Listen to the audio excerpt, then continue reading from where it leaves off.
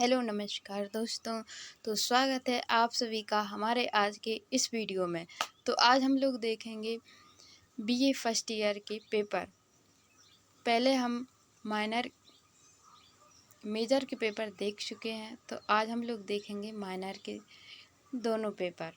अगर आपको मेजर के पेपर देखने हैं तीनों, तो आप हमारे चैनल के प्लेलिस्ट में जाकर देख सकते हैं। तो आज हम लोग देखने वाले हैं माइनर हिस्ट्री के पेपर। एक और इम्पोर्टेंट बात ये है कि ये सारे न्यू सिलेबस के अनुसार पेपर हैं जो अभी हुए हैं 2026 में। तो आप इन्हें देखकर अपनी तैयारी अच्छे से करें, क्योंकि अधिकतर कॉलेज में प्रीवियस ईयर क्वेश्चन पेपर से बहुत सारे क्वेश्चन उठाए जाते हैं जो आपके पेपर में भी आ सकते हैं। तो आप इन्हें ज़रूर पढ़ के जाएं एक बार। भारतीय सामाजिक संस्थाएं, जिसका भी जो माइनर में हिस्ट्री है, हिस्ट्री का माइनर पेपर देखने वाले हैं। अगर आपका हिंदी है, राजनीति है, तो उसके लिए हम अलग से वीडियो बनाएंगे। तो आज सिर्फ हिस्ट्री वालों के लिए ही है ये माइनर पेपर। पेपर 1, भारतीय सामाजिक संस्थाएं। टाइम आप सभी को 3 घंटे का दिया जाएगा पेपर में। मैक्सिमम मार्क्स आपको 70 नंबर का क्वेश्चन पेपर आएगा ये, और मिनिमम मार्क्स 24 हैं। यानी कि पास होने के लिए मात्र आपको 70 में से 24 अंक प्राप्त करने हैं, जो आप बहुत ही आसानी से कर सकते हैं। नोट लिखा है, सभी प्रश्न अनिवार्य हैं। अब हम देखेंगे खंड 8, लघु उत्तरीय प्रश्न। नोट, कुल 3 प्रश्नों का उत्तर दीजिए। प्रत्येक प्रश्न में आंतरिक विकल्प दिए गए हैं। सभी प्रश्नों के अंक समान हैं। प्रत्येक प्रश्न की शब्द सीमा 50 शब्द है। यानी कि आप प्रत्येक प्रश्न करेंगे तो शब्द सीमा आपको 50 शब्द में ही लिखना है।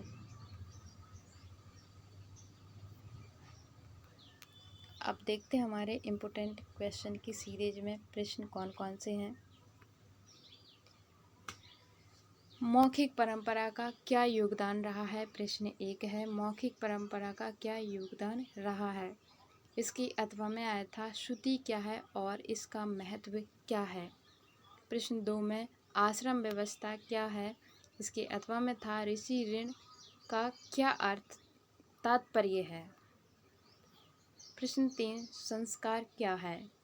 इसकी अथवा में देखेंगे हम इस पृष्ठ पर। इसके अथवा में था, समावर्तन संस्कार क्या है? अब आ जाते हैं हम खंड 2 पे, लघु उत्तरीय प्रश्न।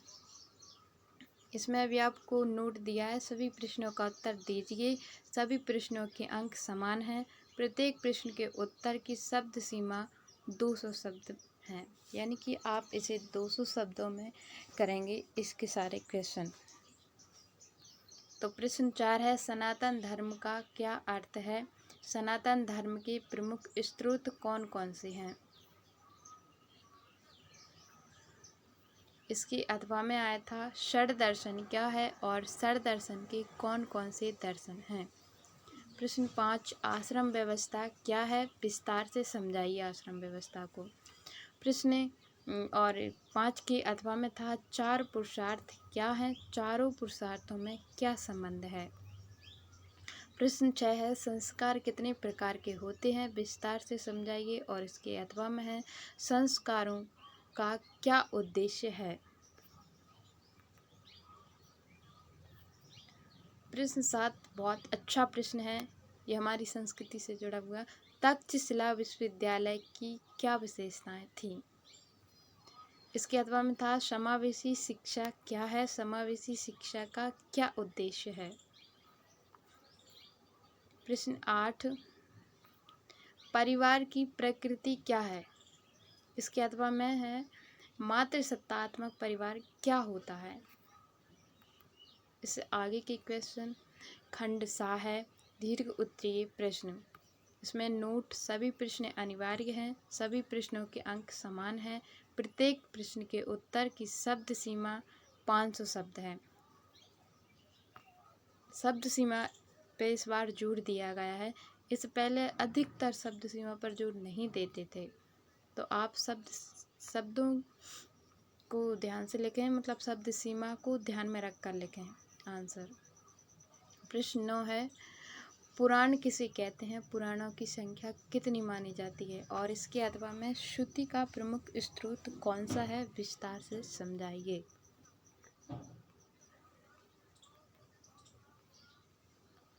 प्रश्न 10 है, परिवार के प्रकार कौन कौन से हैं? इसके अथवा में शिक्षा से क्या परिवर्तन आता है? बहुत अच्छी क्वेश्चन इसमें पूछे गए हैं। तो ये पेपर 1 हमारा समाप्त होता है माइनर का। अब हम देखेंगे माइनर का पेपर 2। तो वीडियो अच्छा लग रहा है आपको तो वीडियो को लाइक करें और अपने दोस्तों के साथ शेयर करें। जो भी फर्स्ट ईयर में आपके साथ पढ़ते हैं उन्हें शेयर कर दें, ताकि उनको भी मदद मिल जाए कि क्या कैसे पेपर होते हैं माइनर में। और चैनल पर पहली बार आए हैं तो चैनल को सब्सक्राइब ज़रूर कर लें, ताकि आने वाले वीडियो आपको आसानी से प्राप्त हो सकें। तो चलते हैं अपने क्वेश्चन पेपर 2 की तरफ। क्वेश्चन पेपर 2 है बीए फर्स्ट ईयर हिस्ट्री का माइनर पेपर 2, है ना, जिसका शीर्षक है भारतीय आर्थिक संस्थाएं। यह भी सेम उसी तरह है। मैक्सिमम मार्क्स 70 हैं, मिनिमम मार्क्स आपको 70 में से 24 अंक लाने हैं पास होने के लिए, जो कि आप बहुत आसानी से ला सकते हैं। नोट सभी प्रश्नों हल करना अनिवार्य है। खंड आ लघु उत्तरीय प्रश्न, सभी 3 प्रश्नों के उत्तर दीजिए। प्रत्येक प्रश्न में आंतरिक विकल्प दिए गए हैं। सभी प्रश्नों के अंक समान है। प्रत्येक प्रश्न की जो शब्द सीमा वो 50 शब्द है। प्रश्न 1 है, ऋग्वैदिक काल में मुख्य अनाज कौन सा था? और इसकी अथवा में है, नवपाषाण काल की कृषि व्यवस्था में आए 2 महत्वपूर्ण परिवर्तन कौन से थे? प्रश्न 2 है, सिंधु सरस्वती सभ्यता की नगर योजना की प्रमुख विशेषताएं क्या थीं? इसकी अथवा में है, वैदिक समाज में व्यवसायों का विभाजन कैसे होता था? प्रश्न 3 है, सार्थवाय किसे कहा जाता है? इसके अथवा में श्रेणी का क्या महत्व था? खंड आ गया है लघु उत्तरीय प्रश्न। नोट दिया है, सभी प्रश्नों का उत्तर दीजिए। सभी प्रश्नों के अंक समान हैं। प्रत्येक प्रश्न के उत्तर की शब्द सीमा 200 शब्द है। यहाँ पे आपको करने हैं 5 प्रश्न। इसके आपको 8 मार्क मिलेंगे प्रत्येक प्रश्न के। प्रश्न 4 है, नवपाषाण काल में कृषि के आरंभिक प्रमाण किस स्थल से प्राप्त हुए? इसके अथवा में था, लोथल का क्या महत्व था? प्रश्न 5, वैदिक काल में लोहे के उपयोग का व्यवसाय पर क्या प्रभाव पड़ा? इसके अथवा में आया था, सिंधु घाटी सभ्यता में मिट्टी के बर्तनों की क्या विशेषता थी? प्रश्न 6, सिंधु घाटी सभ्यता में आंतरिक व्यापार कैसे होता था? इसके अथवा में गुप्त काल में व्यापार का स्वरूप क्या था? अगला क्वेश्चन नंबर 7 है, वैदिक काल में कर व्यवस्था कैसी थी? विस्तार से बताइए। ऋण, कर से मतलब है ऋण व्यवस्था। इसके अथवा में था, मौर्य काल में कर व्यवस्था कैसी थी? एक में पूछा है वैदिक काल में और अथवा में पूछा है मौर्य काल में। प्रश्न 8 है, आयात एवं निर्यात से आप क्या समझते हैं? आयात और निर्यात से, और निर्यात क्यों महत्वपूर्ण है? इसके अथवा में है, पंचमार्क सिक्के किस धातु से बनाए जाते हैं? खंड सा है दीर्घ उत्तरीय प्रश्न। नोट, सभी प्रश्न अनिवार्य हैं। सभी प्रश्नों के अंक समान हैं। प्रत्येक प्रश्न के उत्तर की शब्द सीमा 500 शब्द है। यानी कि यहाँ पर शब्द पर बहुत ज़्यादा जोर दिया गया है। तो आप शब्द सीमा को ध्यान में रखकर अपना आंसर लिखें और बहुत ही साफ सुथरी राइटिंग में लिखें, अच्छे से लिखें। आप सभी को ऑल द बेस्ट। अब हम आगे के क्वेश्चन देख लेते हैं। प्रश्न 9 है, नवपाषाण काल से लेकर गुप्त उत्तर काल तक कृषि के विकास और उसमें आए तकनीकी परिवर्तन की विवेचना कीजिए। और इसके अथवा में है, सिंधु सरस्वती सभ्यता की प्रमुख विशेषताओं का वर्णन कीजिए। प्रश्न 10 है, मौर्यकालीन कर व्यवस्था के प्रमुख स्रोतों का वर्णन कीजिए। इसके अथवा में है, आयात निर्यात में भारत किन वस्तुओं के लिए प्रसिद्ध था? आयात निर्यात नीति का क्या उद्देश्य था? तो यहाँ पे हमारे क्वेश्चन होते हैं समाप्त, यानी कि हमने दोनों पेपर कंप्लीट कर लिए हैं।